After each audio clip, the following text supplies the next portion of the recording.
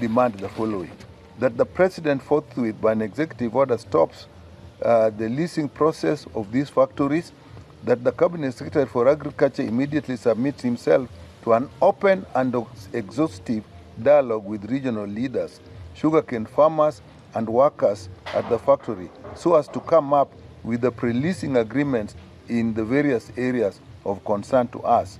That the Cabinet Secretary makes public the secretive leasing dossiers attached to the current process for public, national, and parliamentary evaluation. That the current drivers of the leasing plans set aside and new modalities for any future planned leasing be discussed, incorporating transparency, accountability, and material disclosures of all bid processes, events, and direction. It is very, very opaque. We have no idea, even within the leasing, that the public utilities, like the schools that are within these sugar factories, the hospitals, the roads, the access roads that are there, how are they going to be used? Because we have children, we've got schools that they're going to, we have the hospitals that are being used by the workers and all that, but we are not being told.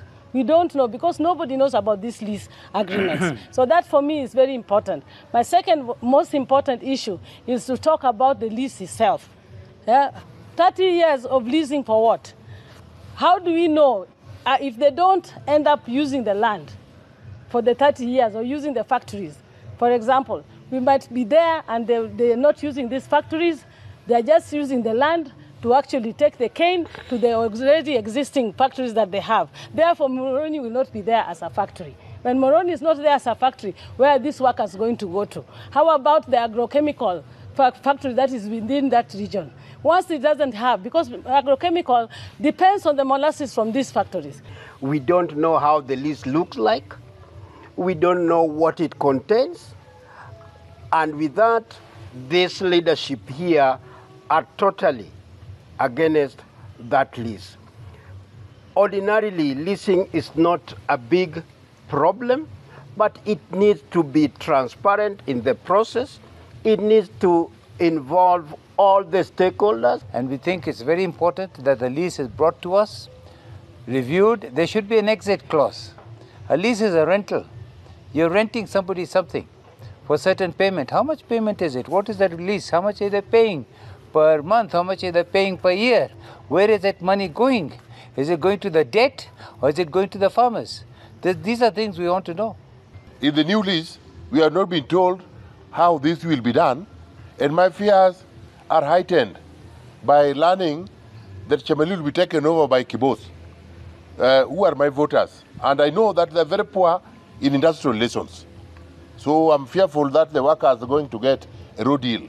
In Muhoroni, the farm is going to be taken over and the workers are going to be taken over by Kipchichim Group. That is yet to set a good example. I'm wondering even if there's a balance sheet that they may have shown to enable them win this lucrative tender that they have been given.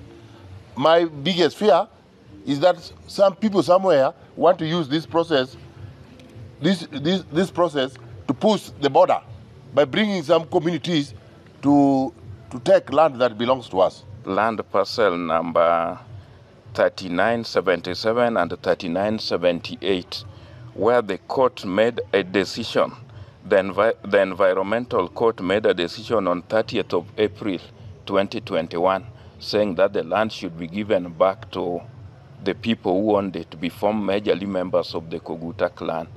So I noticed that the leasing did not involve the Ministry of Lands.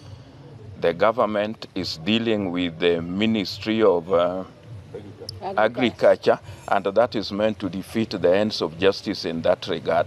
We want to assure the government that will not let this go easy, because if they don't take appropriate decision and involve the leaders and the stakeholders and to address the liabilities and the assets, then we are not going to let the matter rest easy. We'll take it up in court, and we'll also mobilize our people for civil action in that regard.